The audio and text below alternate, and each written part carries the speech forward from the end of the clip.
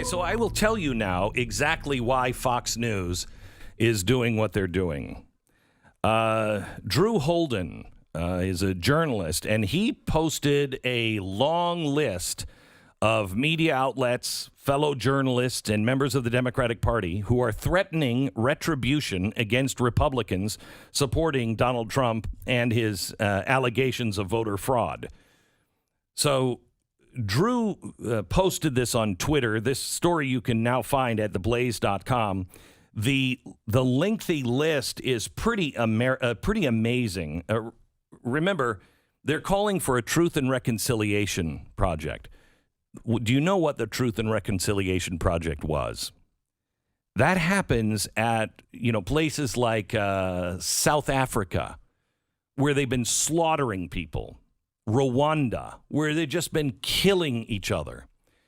Really? Do we need a Truth and Reconciliation Project because we disagree politically? Really?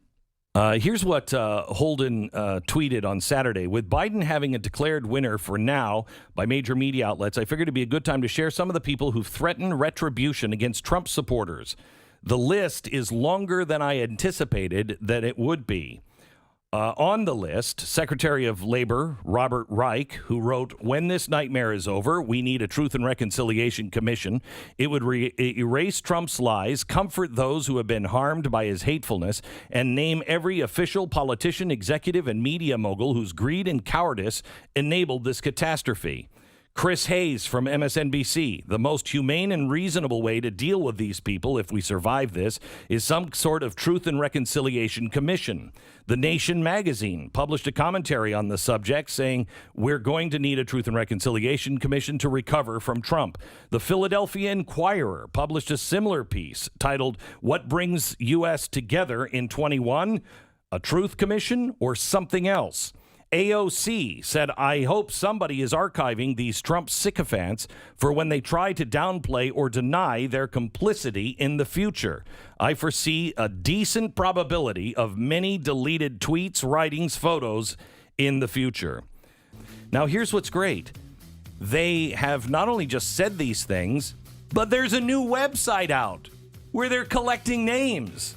It's great. And it's not just public officials. It's judges.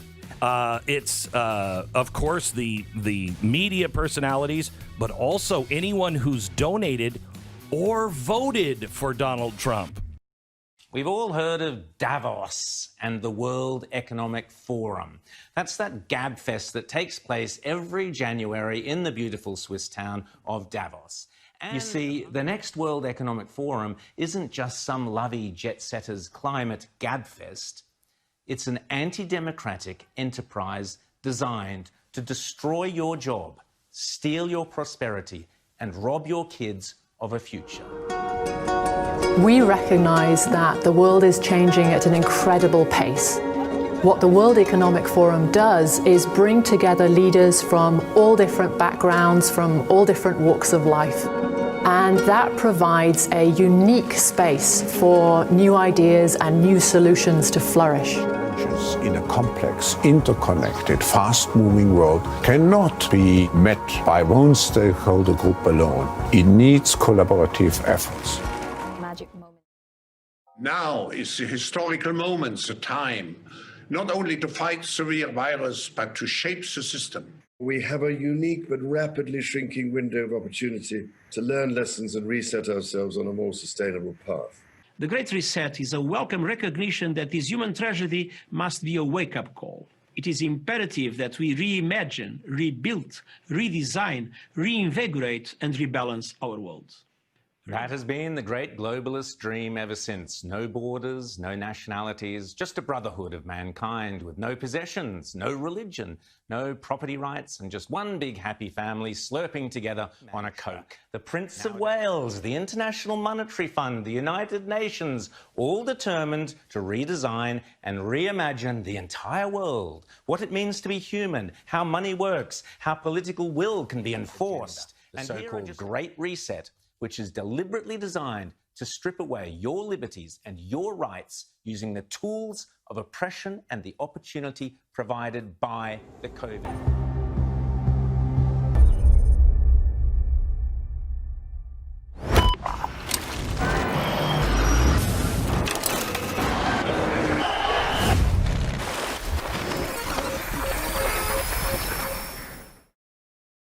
In a nutshell, this promo is saying that all the very worst things in the world, from the coronavirus to bushfires, to riots, to pollution, to poverty, are somehow linked.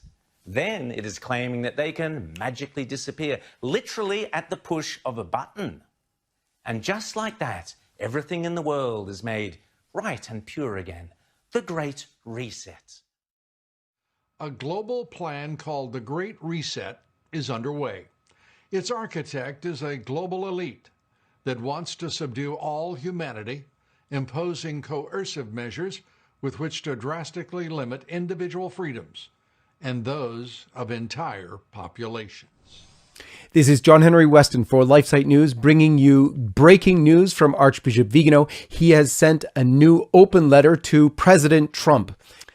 In this letter, Archbishop Vigano warns President Trump of the global reset. The purpose of the Great Reset, he says, is the imposition of a health dictatorship.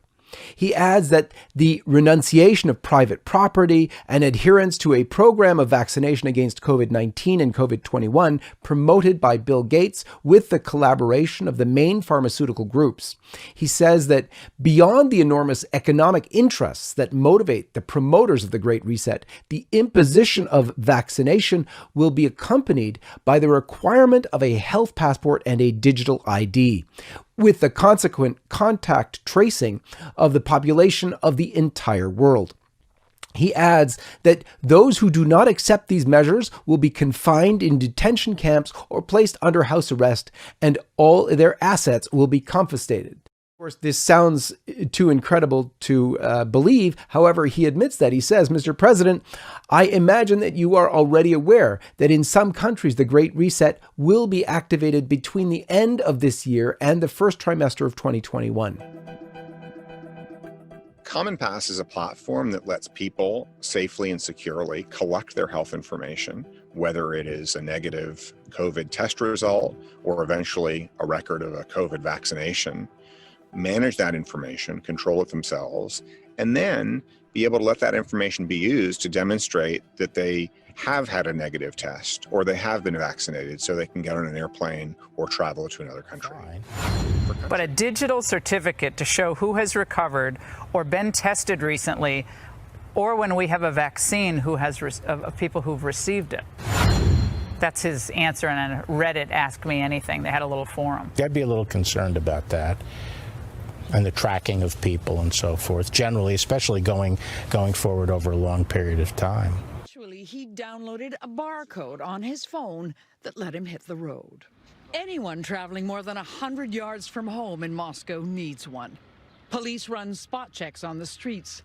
Even subway turnstiles won't open unless the rider has already logged the trip. And on the roads, cameras and checkpoints track drivers to make sure they're sticking to the route they filed. And Good morning. The American left and their media poodles have long held up New Zealand as the model for how to properly deal with a lot of things, including COVID. But anyone who loves freedom should take note, because the Kiwis have a terrifying new response to rising COVID case numbers. They're throwing people into quarantine camps. How do the World Economic Forum and the United Nations intend to bring about this utopia of theirs, this great reset they keep promising us? Well, they need national and state governments and other bodies to play along. And one of the key tools they are using is a three-word slogan: build back better. It's with the common sense of the British people that we will succeed, build back better and stronger than ever before. Hopefully we can just work on what we say, building back better. So we will be putting forward an ambitious and responsible vision of how to build Canada back better.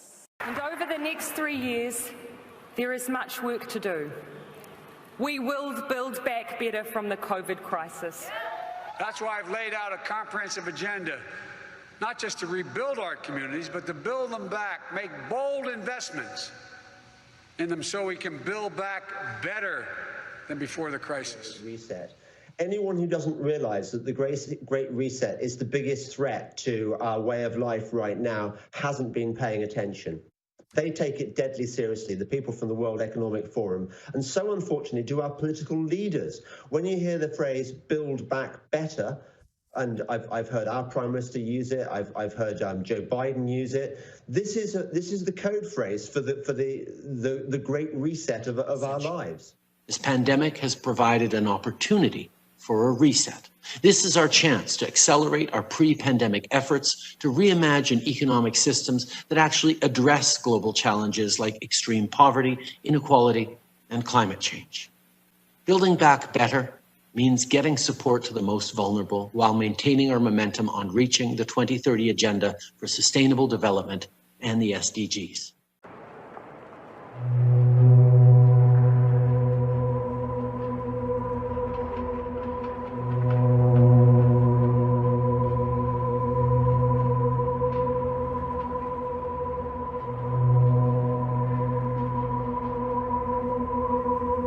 Indeed, the so-called experts at the World Economic Forum in 2016 fantasized about what 2030 will look like and came up with what they described as utopia. In what they are boasting will be next year the great reset of all our economies, of all our societies, and of all our personal liberties. And remember, this isn't me putting forward this crazy conspiracy theory.